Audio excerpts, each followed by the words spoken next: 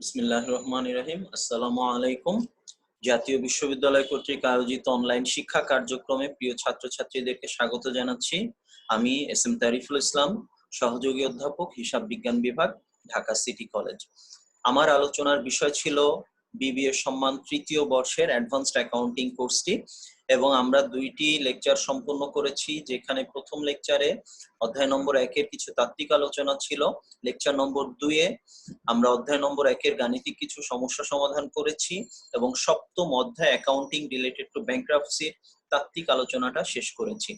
আজকে আমরা এই অ্যাকাউন্টিং রিলেটেড টু ব্যাংক্রাপসি এর থিওরিটিক্যাল অংশটি আলোচনা, ম্যাথমেটিক্যাল পোর্শনটি আলোচনা করব।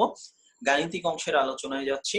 আমরা এখানে আলোচনা করেছিলাম গাণিতিক অংশে যে প্রশ্নগুলি সাধারণত আসে জাতীয় বিশ্ববিদ্যালয়ে, সেগুলি হচ্ছে যে তাদের ফুললি সিকিউরড ক্রেডিটরের পরিমাণ গণনা করতে বলে, পার্টলি সিকিউরড ক্রেডিটরস এর পরিমাণ গণনা করতে বলতে পারে, আনসিকিউরড ক্রেডিটরস এর পরিমাণ গণনা করতে পারে, রিসিভার ফি গণনা করতে বলতে পারে, প্রিফারেন্সিয়াল ক্রেডিটরস গণনা করতে বলতে পারে। এরকম বিভিন্ন ছোট ছোট কিছু অংশ গণনা করার জন্য বলে 4 মার্কসের জন্য। আমরা প্রথম যে অঙ্কটাতে যাচ্ছি, সেখানে এমন একটি সমস্যায় আমরা আলোচনা করার চেষ্টা করব। গাণিতিক সমস্যাটাকে আমরা দেখতে পাচ্ছি, এখানে আছে the following selected details are available regarding the affairs of Mr. A. Rahman as at December 31st, 2019, on which date he was adjudicated a bankrupt, অর্থাৎ আদালত তাকে দেউলিয়া হিসাবে ঘোষণা করেছে 31 ডিসেম্বর 2019 তারিখে। তিনি অল্প কিছু পার্টিকুলারস আমাদেরকে এখানে দিয়ে দেওয়া আছে, এটার উপর ভিত্তি করে আমাদেরকে গণনা করতে হবে কি, calculate the amount of fully secured creditors. তো এখানে আমরা দেখতে পাচ্ছি তাদের ওই প্রতিষ্ঠানের ইনভেস্টমেন্টস এর বাজার মূল্য 15, তাদের ক্রয় মূল্য 15,000 টাকা, কিন্তু estimated to produce 12,000। Estimated to produce মানে বিক্রি করে তারা পাবে 12,000 টাকা। তারপরে আছে তাদের ব্যাংক ওভারড্রাফট, যেটা সিকিউর অন ইনভেস্টমেন্ট, অর্থাৎ এই ইনভেস্টমেন্ট দ্বারা ব্যাংক ওভারড্রাফটকে সিকিউর করা। ব্যাংক ওভারড্রাফটের পরিমাণ দাঁড়াচ্ছে 10,700 টাকা। 15,000 টাকা ক্রয় মূল্যের সম্পদ, যার বিক্রয় মূল্য হবে 12,000, তার বিপরীতে সম্পদের পরিমাণ 10,700। আমরা যদি 12,000 টাকা থেকে 12% রিসিভার ফি বাদ দেই, 480 টাকা বাদ দিলে আমরা পাবো 11,520 টাকা। এই 11,520 টাকার বিপরীতে দায়ের পরিমাণ যখন আমাদের দাঁড়াচ্ছে 10,700 টাকা, তখন আমরা বলতেই পারি যে এটি একটি ফুললি সিকিউরড ক্রেডিটর। নেক্সট আমাদের যেটা আসছে ফ্রি হোল্ড প্রিমিসেস, যার ক্রয় মূল্য 1,20,000, কিন্তু বিক্রি করে পাওয়া যাবে মাত্র 90,000 টাকা। কিন্তু তার বিপরীতে ফার্স্ট মর্টগেজ আছে ফ্রি হোল্ড প্রিমিসেসটাকে 75,000 টাকা। ফ্রি হোল্ড প্রিমিসেস এর বিপরীতে মর্টগেজ আছে আমাদের 75,000 টাকা, অর্থাৎ সম্পত্তি 90,000 টাকায় বিক্রি করে 4% রিসিভার ফি 3,600 টাকা আমরা বাদ দিব, থাকবে 86,400 টাকা। সেই 86,400 টাকার বিপরীতে দায়ের পরিমাণ যখন 75,000, আমরা বলতেই পারি এটিও আমাদের ফুললি সিকিউরড ক্রেডিটর। সেটির গণনা আমরা এখানে দেখাচ্ছি। ব্যাংক ওভারড্রাফট 10,700 টাকা, সম্পত্তির মূল্য বিক্রয় মূল্য 12,000 টাকা, মর্টগেজ মর্টগেজের পরিমাণ 75,000 টাকা, কিন্তু সম্পত্তি বিক্রি করে পাওয়া যাবে 90,000 টাকা। মোট আমরা পাবো 90 আর 12 1,02,000। সেখান থেকে আমরা রিসিভার ফি 4% 4,080 টাকা বাদ দিলে থাকছে 97,920 টাকা, যার বিপরীতে দায় 85,700 টাকা। আমরা বলতে পারি এটা ফুললি সিকিউরড ক্রেডিটর। নেক্সট আমরা যে গাণিতিক সমস্যাটিতে যাচ্ছি, সেটি হচ্ছে Azmat commenced his business on 31st December,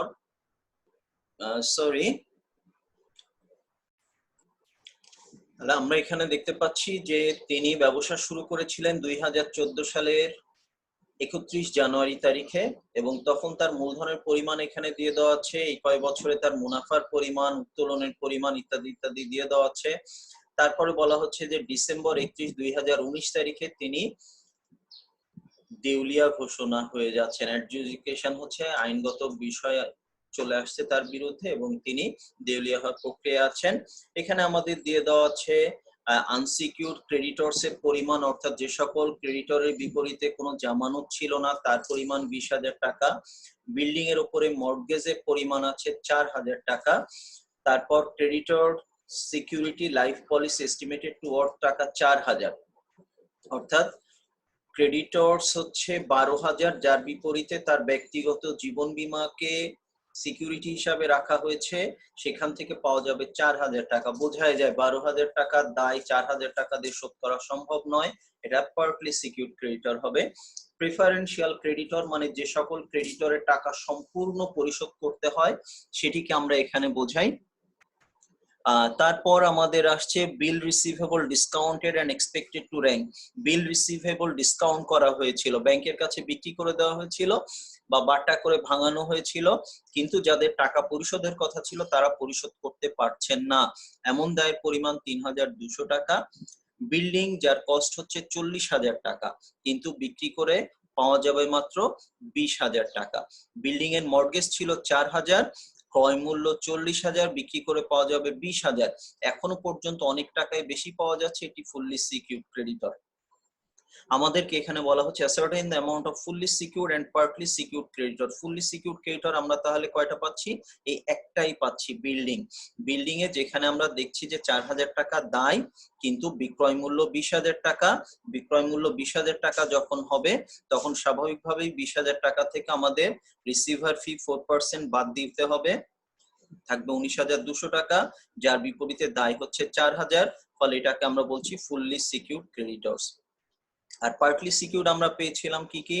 partly secured আমরা একটা পেয়েছিলাম ক্রেডিটর, এখানে 4000 টাকা, সম্পদের বিপরীতে দায় 12,000 টাকা। আর হচ্ছে আর তো কিছু মনে হয় নাই। আমরা দেখি আমাদের একটাই আইটেম, 12,000 টাকা দায়, 4,000 টাকা হচ্ছে সম্পদের মূল্য, 4% রিসিভার ফি, 160 বাদ দিলে হাতে অবশিষ্ট থাকছে 3,840 টাকা।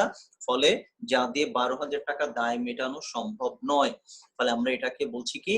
partly secured creditors. নেক্সট আমরা আরেকটা সমস্যায় যাচ্ছি, এটিও একটি ছোট অঙ্ক, 4 মার্কস স্ট্যান্ডার্ডের অঙ্ক। এখানে বলা হচ্ছে কি মিস্টার সালাম filed a petition of insolvency on 30th June 2018. His books showed the following selected balances. কিছু ব্যালেন্স এখানে ক্যাশ ইন হ্যান্ড আছে, ফার্নিচার ফিকচার আছে 3,750 টাকা, এস্টিমেটেড টু প্রডিউস 1200 টাকা, দ্যাট ইজ বিক্রি করে তিনি পাবেন 1,200 টাকা, যদিও ক্রয় মূল্য 3,750 টাকা। স্টক ক্রয় মূল্য 27,000 টাকা, বিক্রয় মূল্য হবে মাত্র 18,000 টাকা। বিবিধ পাওনাদারের মধ্যে সানডে ট্রেড ক্রেডিটরস অর্থাৎ ব্যবসায়িক ঋণ তার আছে 30,000 টাকা, বিলস পেবল আছে 33,000 টাকা, ব্যাংক ওভারড্রাফট আছে 18,000 টাকা।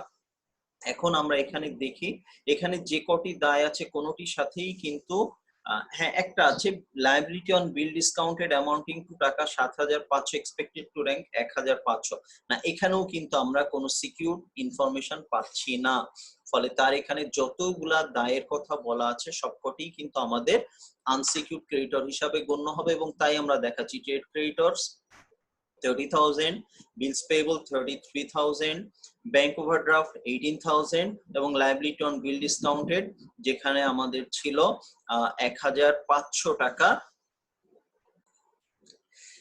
পরিমাণ ছিল 1,500 টাকা হচ্ছে পরিশোধ করতে হবে আমাদেরকে, যার ফেস ভ্যালু বা গ্রস অ্যামাউন্ট হচ্ছে 7,500 টাকা।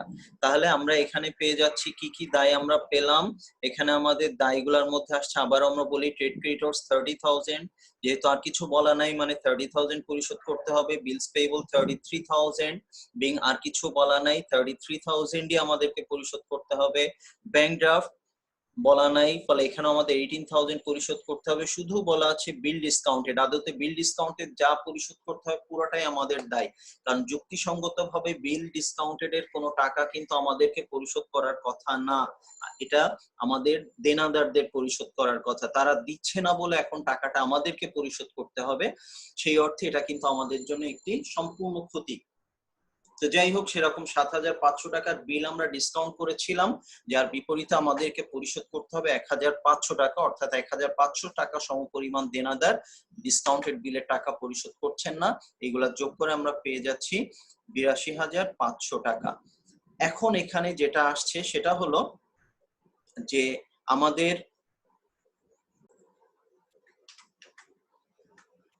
তাহলে আমরা এখানে পেয়ে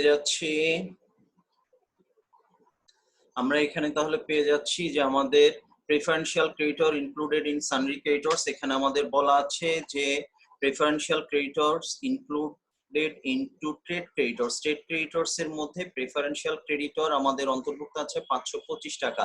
প্রেফারেন্সিয়াল মানে এই টাকাটা সম্পূর্ণ পরিশোধ করতে হবে, এমন 525 টাকা আমাদের অন্তর্ভুক্ত আছে ট্রেড ক্রেডিটরস এর মধ্যে। এটি আমাদের সকল দায় থেকে আমরা বাদ দিয়ে দিলাম, মোট দায় থেকে বাদ দিয়ে আমরা পাচ্ছি আনসিকিউরড ক্রেডিটরের পরিমাণ ৮১,৯৭৫ টাকা, যেটি আমাদের যদিও গ্রস অ্যামাউন্ট ৮৭,৯৭৫, বাট ওই সেই বিল ডিসকাউন্টেড এর কারণে আমাদেরকে কিছু টাকা কম পরিশোধ করতে হচ্ছে। তো এই গেল আমাদের কিছু 4 মার্কস স্ট্যান্ডার্ডের শর্ট টাইপ ম্যাথ। আমরা একটা বড় ম্যাথ 10 মার্কস স্ট্যান্ডার্ডের একটা ম্যাথ করার চেষ্টা করব, দেখা যাক আমরা কতদূর পারি ইনশাআল্লাহ, আল্লাহ যদি তৌফিক দেন। এখানে আমাদের আসছে mister Belal is insolvent and supplies the following information as on 31st December 2019। তার অ্যাকাউন্ট পেয়েবল এর পরিমাণ 3,62,500 টাকা, যার মধ্যে 1 লক্ষ টাকার দায় স্টকের বিপরীতে সিকিউর করা।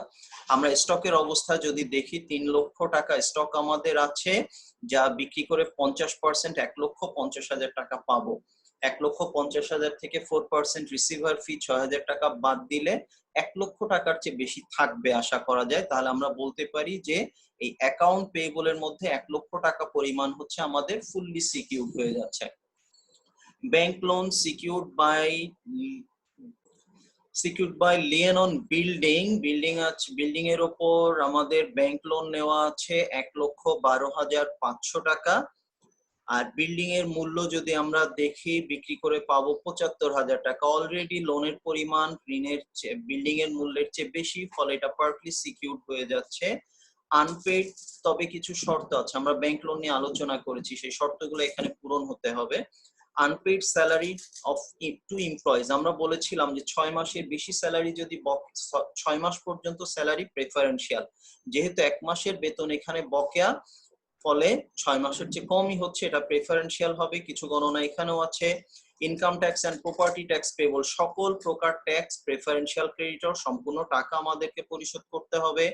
ক্যাশ ইন হ্যান্ড আমাদের এখানে আসছে, ক্যাশ ইন হ্যান্ড আছে 1,250 টাকা। ফার্নিচার 40,000 টাকা ক্রয় মূল্য, বিক্রি করে পাবো 22,500 টাকা। স্টক বিল্ডিং আলোচনা আমরা করেছি। বুক ডেটস 1,11,000 টাকা, যদিও সেটা থেকে আদায় হবে মাত্র 50%, বাকি 50% ব্যাড ডেটস হয়ে যাবে। বিল রিসিভেবল 33,500 টাকা, কিন্তু আদায় হবে মাত্র তার 40%। তার স্ত্রীর কাছ থেকে লোন ফ্রম হিজ ওয়াইফ, স্ত্রীর কাছ থেকে লোন নেওয়া হচ্ছে 50,000 টাকার, এবং বিল ডিসকাউন্ট করা ছিল 45,000 টাকা। এই 45,000 টাকার মধ্যে 40% টাকা দেনাদার নিজ টাকা পরিশোধ করবেন না, ফলে এই টাকাটাও আমাদেরকেই পরিশোধ করতে হবে। তো এই গেল হচ্ছে গাণিতিক তথ্য। এডিশনাল ইনফরমেশন হচ্ছে তিনি 5 বছর আগে ব্যবসা শুরু করেন, তখন তার মূলধন ছিল 50,000 টাকা। এই 5 বছরে তিনি মুনাফা অর্জন করেছেন 25,250 টাকা, এবং প্রত্যেক বছরে 5,000 টাকা করে, মানে 5 বছরে 5 25,000 টাকা তিনি উত্তোলন করেছেন। আমাদেরকে কি করতে হবে?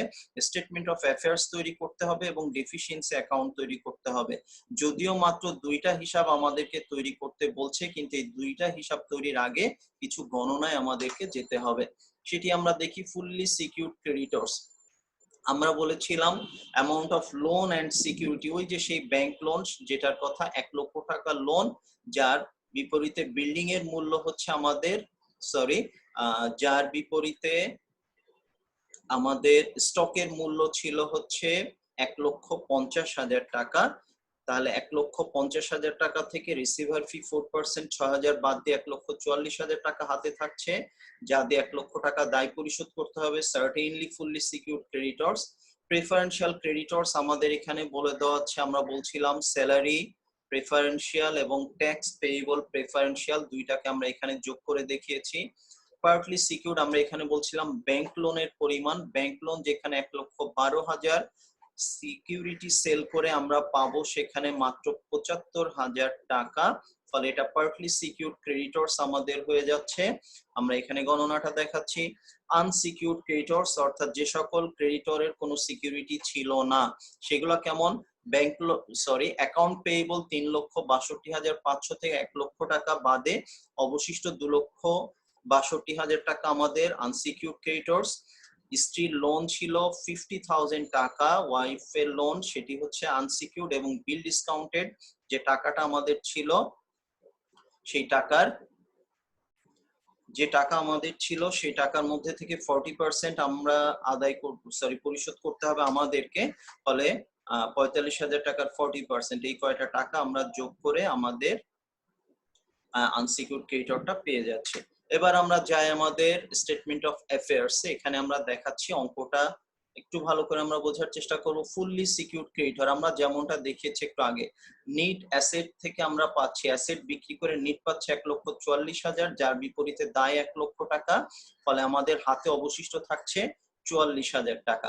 যেহেতু এটা উদ্বৃত্ত সম্পত্তি, দায়ের দিকে আমরা বসাবো না, এটা সম্পত্তির পাশে চলে আসবে, তাই কন্ট্রা হিসাবে থাকছে, টাকার কলামে কিন্তু আমরা বসাচ্ছি না। প্রেফারেন্সিয়াল ক্রেডিটর যেমনটা আমরা ক্যালকুলেট করেছিলাম 10,500 টাকা, সেটা এখানে বসাইছি, এবং যেহেতু এই টাকাটা পুরোপুরি পরিশোধ করতে হবে এজন্য এই টাকাকে অন্যান্য দায়ের সাথে একত্রিত করা যাবে না, তাই এটাকে আমরা বাইরে বসাচ্ছি না। পার্টলি সিকিউরড ক্রেডিটর আমরা এখানে দেখিয়েছিলাম ব্যাংক লোনের পরিমাণ যেখানে 1,12,500, সেখানে সম্পদের মূল্য মাত্র 72,000 টাকা। ফলে অবশিষ্ট টাকা আমাদের থাকছে 40,500 টাকা। কিন্তু আমরা জানি যে একটু আগে আমরা বলছিলাম শর্ত সাপেক্ষে ব্যাংক ঋণ কিন্তু প্রেফারেন্সিয়াল, সেই শর্ত অনুযায়ী আরো 23,000 টাকা আমাদেরকে পরিশোধ করতে হবে, যার গণনা আমরা দেখাচ্ছি এখানে, যে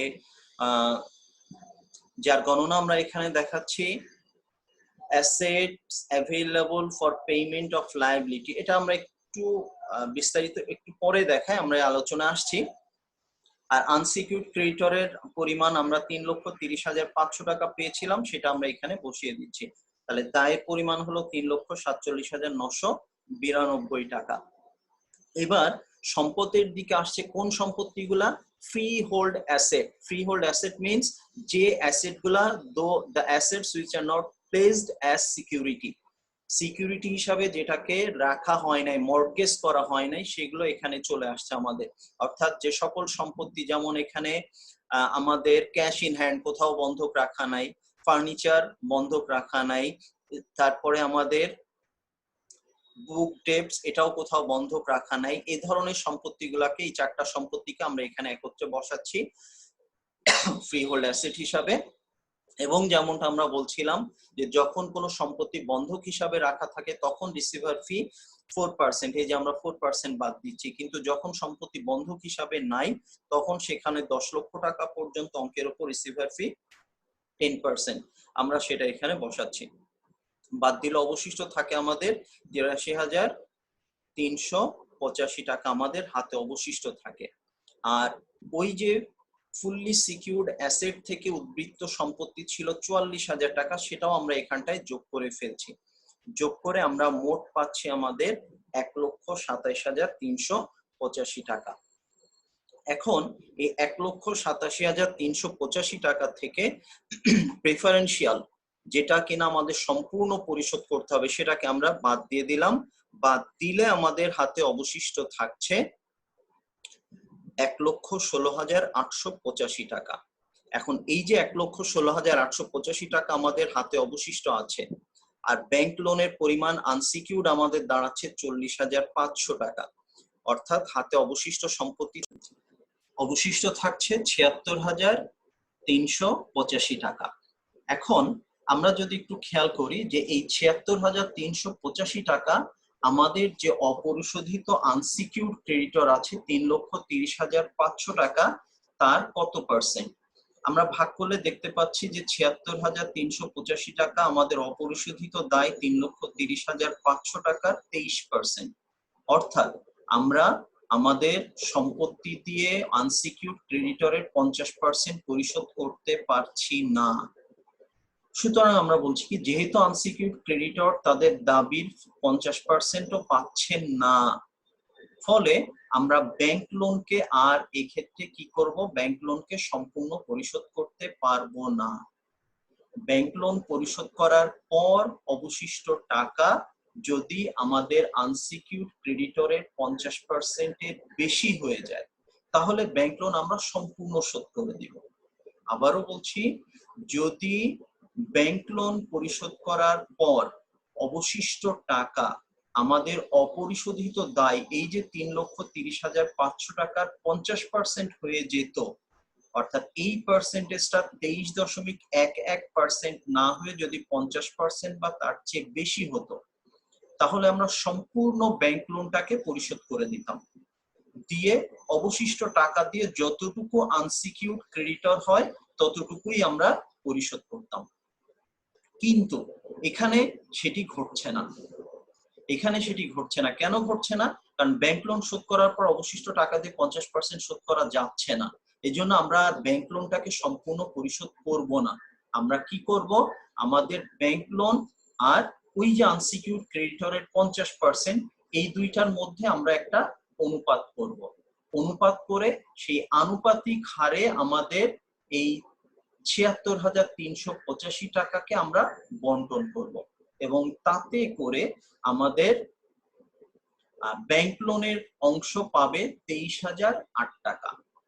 আনুপাতিক হারে যদি আমরা ভাগ করে দেই, এখানে আমরা দেখে অনুপাতটা কি, ব্যাংক লোনের 100%, এই যে এখান থেকে যে 40,500 টাকা আসছে সেটা, আর আমাদের অপরিশোধিত দায় 3,30,500 টাকার 50%, 1,65,250 টাকা।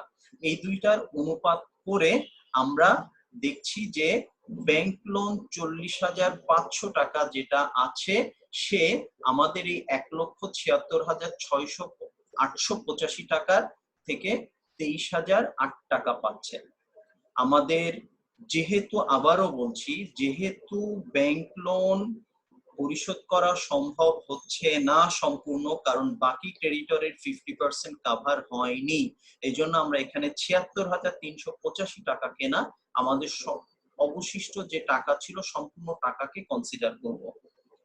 সম্পূর্ণ টাকাকে কনসিডার করে আমরা দেখছি যে তার বিপরীতে আমাদের সম্পূর্ণ ব্যাংক লোন এবং আনসিকিউরড ক্রেডিটরের 50% এর অনুপাত করলে আমরা দেখতে পাই যে ব্যাংক লোন আনুপাতিক হারে পাবে 23,008 টাকা। আর অবশিষ্ট টাকা কি হবে? অবশিষ্ট টাকা দিয়ে আমাদের আনসিকিউরড ক্রেডিটর গুলা পরিশোধ হবে। ফলে আমরা কি করছি, এখানে আমাদের ব্যাংক লোন যে 40,500 টাকা ছিল, সেখান থেকে এই যে আমরা পেলাম আনুপাতিক হারে 23,008 টাকা, এটা বাদ দিয়ে দিলাম, অবশিষ্ট টাকা আনসিকিউরড ক্রেডিটর হিসাবে বাইরে চলে গেল। আর অন্যান্য যে আনসিকিউরড ক্রেডিটর ছিল সেটাও আলাদাভাবে বাইরে থাকলো। এখন যেহেতু আমাদের 23,008 টাকা সরাসরি ব্যাংক লোন পরিশোধে চলে যাচ্ছে, ফলে আমাদের যে অ্যাভেইলেবল অ্যাসেটস ছিল 1,16,885, সেখান থেকে 23,800 টাকা আমরা বাদ দিয়ে ফেললাম। বাদ দিয়ে ফেলে আমরা দেখতে পাচ্ছি যে আমাদের হাতে থাকে 93,877 টাকা। এই 93,877 টাকা দিয়ে আমাদেরকে পরিশোধ করতে হবে কত টাকা? 3,47,992 টাকা। অর্থাৎ কম টাকা দিয়ে বেশি দায় তো আর পরিশোধ করা সম্ভব না, একটা বড় অংশ অপরিশোধিত থেকে যাবে, আমাদের জন্য ঘাটতি। সেটা আমরা যেহেতু পরিশোধে অসমর্থ, সেটি আমাদের জন্য একটি ঘাটতি হিসাবে থেকে যাচ্ছে, এবং এই ঘাটতি হিসাবে যেহেতু থেকে যাচ্ছে, ফলে আমরা এই টাকাটুকুকে আর পরিশোধ করতে পারবো না। এখন আমরা যাব আমাদের পরবর্তী যে হিসাব আছে ডেফিসিয়েন্সি অ্যাকাউন্ট, সেখানে আমরা যাই। ডেফিসিয়েন্সি অ্যাকাউন্ট যেভাবে তৈরি হয় তাতে আমরা দেখতে পাচ্ছি বাম পাশে আসছে ক্যাপিটাল এবং ট্রেডিং প্রফিট। ক্যাপিটালটা আমরা কোথা থেকে পাচ্ছি? ক্যাপিটালটা আমরা পাচ্ছি, আমাদের অঙ্কে উল্লেখ করে দেওয়া ছিল যে তিনি 5 বছর আগে ব্যবসা শুরু করেছিলেন 50,000 টাকা নিয়ে। তিনি 5 বছরে প্রত্যেক বছরে উত্তোলন করেছেন 5,000 টাকা এবং মুনাফা বাবদ অর্জন করেছেন 25,250 টাকা। 25,250 টাকা তিনি মুনাফা বাবদ অর্জন করছেন। এই বিষয়গুলোকে আমরা আমাদের ডেফিসিয়েন্সি অ্যাকাউন্টে দেখাচ্ছি। ক্যাপিটাল এবং প্রফিট দুইটাই যেহেতু একই রকম আইটেম, মালিকের অংশ দুইটা এক পাশে থাকছে, ড্রয়িংস চলে যাচ্ছে তার বিপরীত পাশে, বছরে 5,000 টাকা করে, 5 বছরে 25,000 টাকা। রিসিভার ফি আসছে কোথা থেকে? আমরা দেখি রিসিভার ফি ফুললি সিকিউরড ক্রেডিটরে আমরা দেখেছিলাম 6,000 টাকা, আমাদের আনসিকিউরড পার্টলি সিকিউরড ক্রেডিটরে 4% ছিল 3,000 টাকা, 6-3 9,000 টাকা। এবং আমরা এখানে দেখছিলাম যে আমাদের যে আনসিকিউরড বা যেসব অ্যাসেট গুলা, অ্যাসেটস যেগুলা নট প্লেসড অ্যাজ মর্টগেজ বা সিকিউরিটি হিসাবে জামানত হিসাবে যে সম্পত্তি রাখা নাই, সেই সম্পত্তিগুলোর উপর 10% রিসিভার ফি বাবদ দেওয়া হচ্ছে 9,265 টাকা। তাহলে এখানে আমরা দেখি 6,000, 3,000 এবং 9,265 সর্বসাকুল্যে আমাদের রিসিভার ফি দাঁড়াচ্ছে 18,265 টাকা। আমরা এখানে গণনাটা দেখিয়ে দিয়েছি। আচ্ছা, তারপর আসলো হচ্ছে আমাদের loss on realisation. Loss on রিয়েলাইজেশনটা কোথা থেকে আসছে? আমরা যখন এখানে খেয়াল করব, আমরা দেখি যে সম্পত্তিগুলো আমাদের আছে, ফার্নিচার যার মূল্য ছিল 40,000 টাকা, অথচ বিক্রি করে আমরা পাচ্ছি মাত্র 22,500 টাকা। এখানে একটা বড় লস আসছে। স্টক ছিল 3 লক্ষ টাকা, বিক্রি করে পাবো মাত্র তার 50%, 1,50,000 টাকা। বাকি 1,50,000 টাকা আমাদের ক্ষতি হয়ে যাচ্ছে। বিল্ডিং যার মূল্য ছিল 1 লক্ষ টাকা, সেটি আমরা বিক্রি করে পাবো 75,000 টাকা, এখানে 25,000 টাকা ক্ষতি হচ্ছে। বুক ডেটস ছিল 1,11,000 টাকা, আদায় হবে মাত্র তার 50%, বাকি 50% লস। তারপর আমাদের বিল রিসিভেবল যেটা ছিল 33,500 টাকা, সেখান থেকে মাত্র 40% আদায় হবে, বাকি 60% আমাদের লস।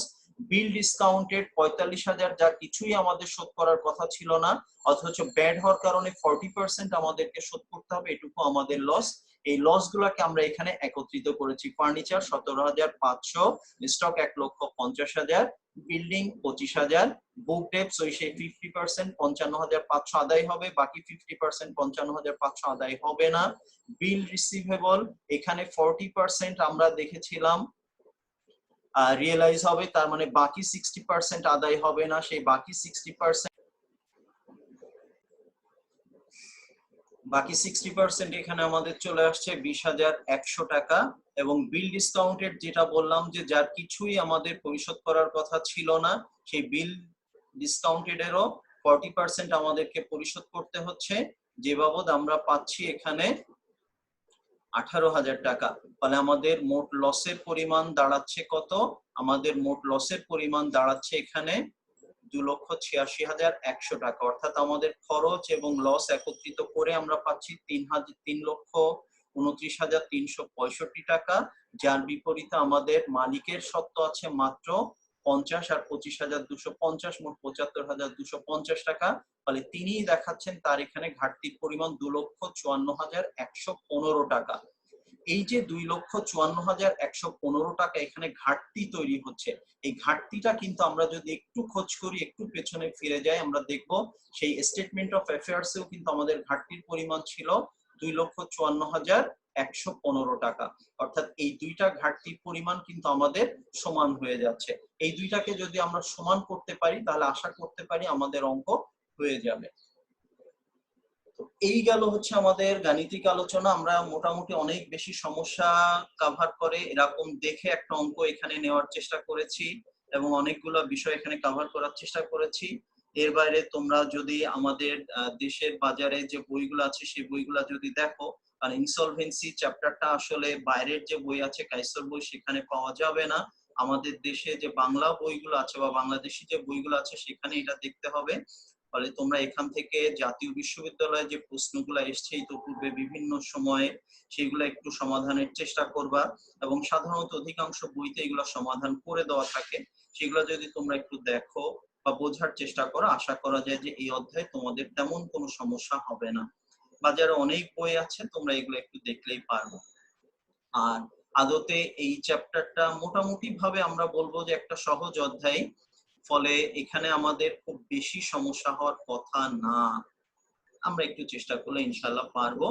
আর এই যে ভিডিওটা, এটা জাতীয় বিশ্ববিদ্যালয়ের ওয়েবসাইটে থেকে যাবে, ফলে তোমাদের পরবর্তীতে যখনই প্রয়োজন তোমরা এই ভিডিওগুলোকে রিচেক করে আবারও কোথাও বোঝার ঘাটতি থাকলে দেখে নিতে পারো। এবং আসলে এটি জাতীয় বিশ্ববিদ্যালয়ের খুব চমৎকার একটি উদ্যোগ, যার জন্য তাদের আসলেই ধন্যবাদ প্রাপ্য। আর আমাদেরকে এরকম একটা সুযোগ দিয়ে তারা অন্তর্ভুক্ত করেছে, আমরা এটাকে সুযোগ হিসাবেই নিচ্ছি, এবং সেজন্য আমরা জাতীয় বিশ্ববিদ্যালয় কর্তৃপক্ষকে ধন্যবাদ জানাই এরকম একটা উদ্যোগের জন্য এবং আমাদেরকে সুযোগ দেওয়ার জন্য। প্রিয় ছাত্রছাত্রীরা, আমরা আমাদের তৃতীয় লেকচার এখানে শেষ করব। আমরা 3টা লেকচারের মধ্যে 2টা অধ্যায় কভার করার চেষ্টা করেছি, প্রথম অধ্যায় এবং সপ্তম অধ্যায়, অর্থাৎ একদম সর্বপ্রথম অধ্যায় এবং সর্বশেষ অধ্যায়। মোটামুটি ভাবে আমরা এমন ভাবে এটাকে সাজানোর চেষ্টা করেছি যাতে করে আমাদের অধ্যায়গুলোকে আমরা মোটামুটি 12টা লেকচারের মধ্যে শেষ করতে পারি। যেহেতু সময় কম, সময় সংক্ষিপ্ত, এই জন্য 12টা লেকচার নির্ধারণ করা হয়েছে। পরবর্তী যে লেকচারগুলো আমরা করব সেখানে আমাদের ইনশাআল্লাহ চেষ্টা থাকবে যে প্রত্যেকটার জন্য একটি পূর্ণাঙ্গ ক্লাস অন্তত দেওয়ার, একটি লেকচার দেওয়ার। আর বড় যে অধ্যায়গুলি আছে সেগুলোর জন্য 2টা করে অন্তত লেকচার আমরা রাখার চেষ্টা করব। সবাইকে ধন্যবাদ জানাচ্ছি এবং স্বাস্থ্যবিধি পরিপূর্ণভাবে অনুসরণ করার জন্য বিনীত অনুরোধ জানাচ্ছি। আমাদের সতর্কতাই আমাদের নিরাপত্তার মূল চাবিকাঠি এই মুহূর্তে। ফলে নিজে যেমনি সতর্ক থাকবো, অন্যদেরকেও সতর্ক থাকতে উৎসাহিত করব। আল্লাহ আমাদের সবাইকে নিরাপদে রাখুন, হেফাজত করুন। সবাই শুভ কামনা করছি। সবাই শুভ কামনা করে আমি আমাদের এই তৃতীয় লেকচার